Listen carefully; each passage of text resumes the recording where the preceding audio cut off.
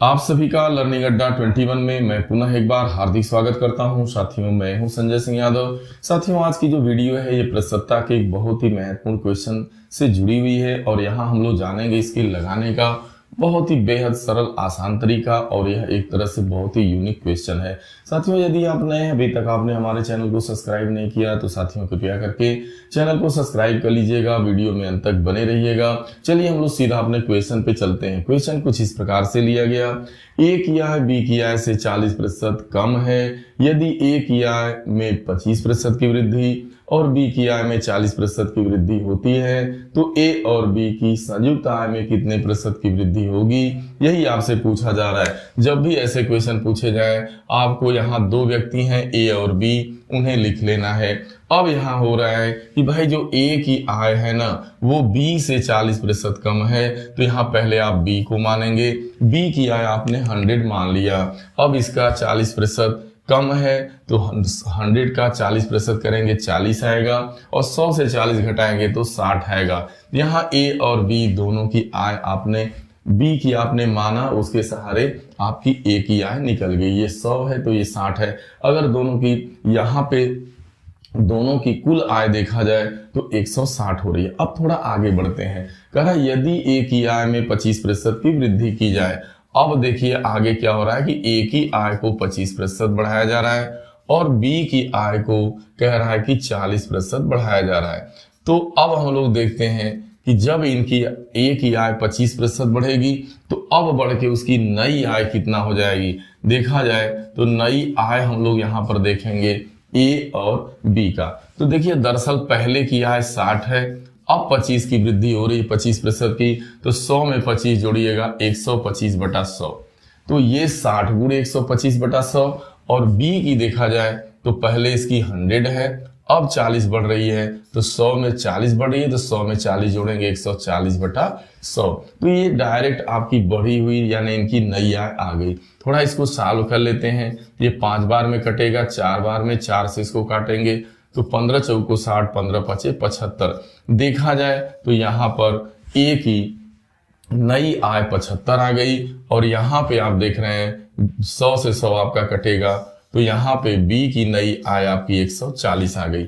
अब हम दोनों की, अब यहाँ पे दरअसल हमसे पूछा क्या रहा है कि ए और बी की संयुक्त आय में कितने प्रतिशत की वृद्धि हुई। तो हम एक काम करेंगे, पहले यहाँ पर ए और बी की संयुक्त आय देखें प्रारंभिक, तो ए और ए प्लस बी की यहाँ पे कुल आय देखेंगे प्रारंभ में क्या थी। तो प्रारंभ में इनकी जो आय थी 60, यह 100, यह मिल के क्या थी 160 थी। अब इस समय क्या है इनकी संयुक्त आय, तो अब यहाँ पर आपको निकाल लेंगे दोनों को जोड़ के, यानी ए और बी की मानने से प्रारंभिक आय थी 160, 100 और 60 मिलके। अब यहाँ पे हो जाएगी, जैसे ही आप जोड़ेंगे तो ये हो जाएगा 5, 7, 5, 11, 215।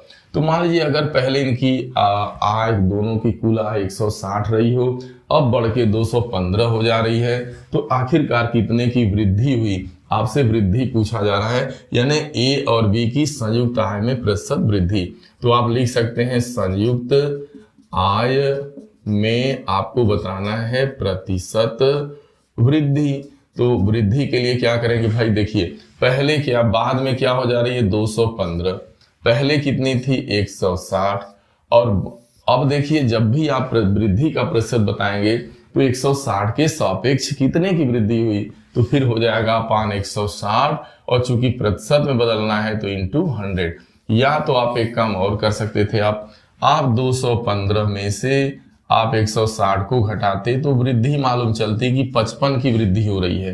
देखिए यहाँ पे घटाइएगा तो 55 आएगा।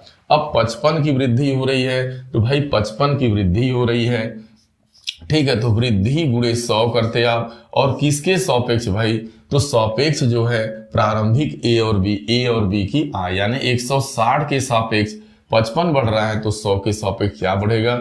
इसको जैसे ही हल करिएगा आप 0 से 0 कटेगा, 5 बार 2 पचे 10, 2 8 16। अब इसको जैसे ही सॉल्व करेंगे तो आपका आएगा 34.38%। यह जो है इनकी संयुक्त आय में वृद्धि होगी। इसे भी सॉल्व करेंगे तो 55/160 आएगा, गुणे 100 करिएगा, सॉल्व कर देंगे आपका आ जाएगा 34.38 38%। यही इसका आंसर माना जाएगा। आपको क्या करना था, कुछ नहीं, एक बार रिवीजन करते हैं हम लोग। ए और बी की आय हमें मान लेना होता है। चूंकि ए कम है बी से, इसलिए पहले आप बी को 100 आपने माना, बी 100 है तो 40 कम इससे ए है, यानी ये 60 हो गया। अब इनकी संयुक्त आय यहाँ देखेंगे तो मिला के 160 हो गई। अब ए की नई आय क्या होगी, ए को 25 बढ़ाया जा रहा है तो 60 का 125% कर देंगे। अब बी को 40 बढ़ाया जा रहा है प्रतिशत, तो फिर 100 का 140% कर देंगे। यह 75 आ गया, यह 140 आ गया। दोनों को जोड़ेंगे, चूंकि नई आय को जोड़ने से ही हमें पता चलेगा कि दोनों की संयुक्त आय अब कितना हो गई। तो अब 215 हो गई, पहले थी 160।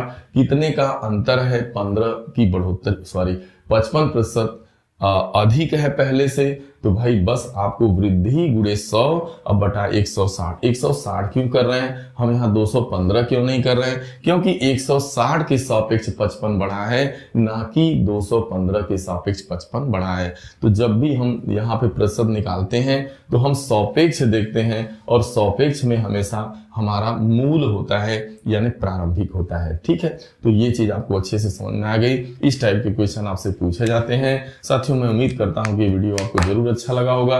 यदि अच्छा लगे तो अपना कमेंट जरूर करिएगा, शेयर करिएगा, चैनल को लाइक सब्सक्राइब करिएगा। मिलते हैं अगली वीडियो में, तब तक के लिए आप सभी को ढेर सारी शुभकामनाएं। Thank you so much.